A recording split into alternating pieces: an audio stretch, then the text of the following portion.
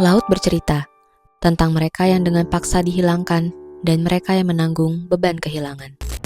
Tahu nggak, kita bisa belajar sejarah lewat sastra, seperti menelusuri kembali jejak sejarah 98 dari novel Laut Bercerita. Sebelum, katanya sejarah mau ditulis ulang nggak sih?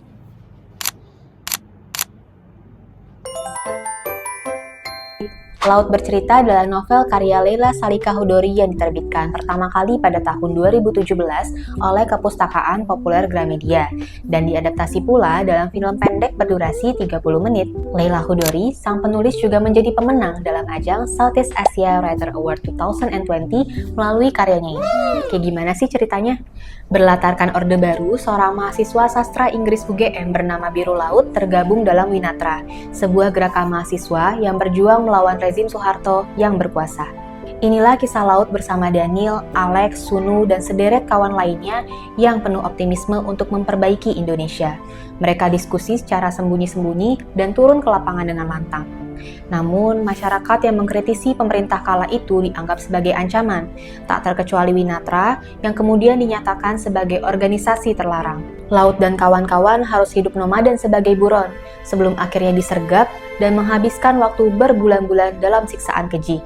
Mereka dipukul, diinjak, digantung, disetrum, menjalani interogasi tidak manusiawi yang begitu menuntut jawaban.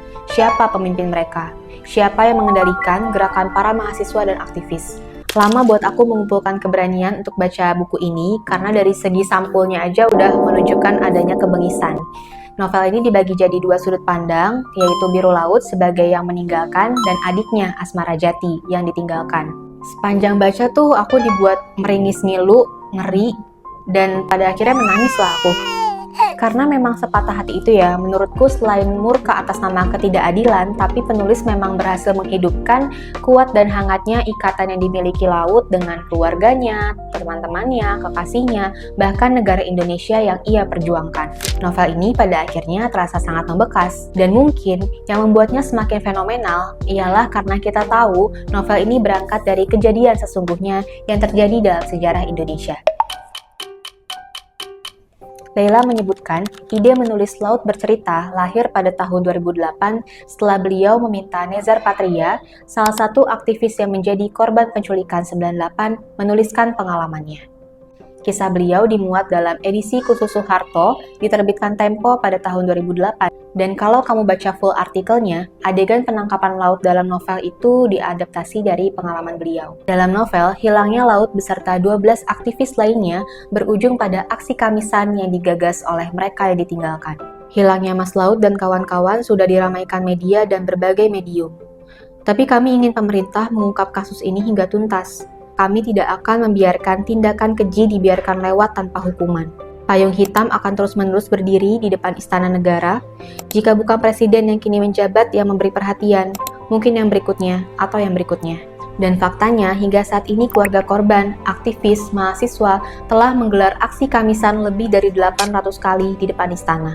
Diceritakan pada masa itu, mahasiswa bisa dianggap sebagai pengkhianat bangsa jika memiliki buku tertentu yang dianggap dapat mengancam stabilitas pemerintahan. Pada novel Laut Bercerita, buku karya Tan Malaka, Karl Marx, dan Pramudia Anantatur itu termasuk yang dilarang. Memang tetralogi Buru karya Pram dan sederet buku lainnya pernah dilarang beredar oleh Kejaksaan Agung RI pada pemerintahan Orde Baru karena dianggap membawa pemahaman kiri. Disebutkan dalam novel, organisasi seperti Winatra, Wirasena, mereka juga merancang dan mengorganisir unjuk rasa yang menggaungkan kepentingan rakyat, seperti aksi tanam jagung di Blangguan akibat penggusuran paksa lahan pertanian oleh tentara. Sekarang pemerintah lagi sibuk menulis sejarah ulang. Dalam 10 jeritan digarap, salah satunya tentang Orde Baru.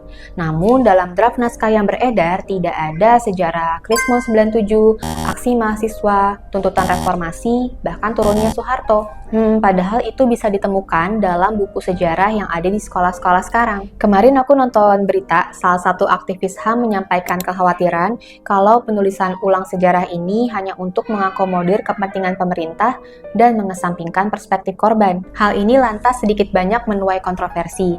Apakah proyek penulisan ulang sejarah ini memang sekedar mengembangkan relevansi dengan perkembangan zaman seperti yang digemborkan?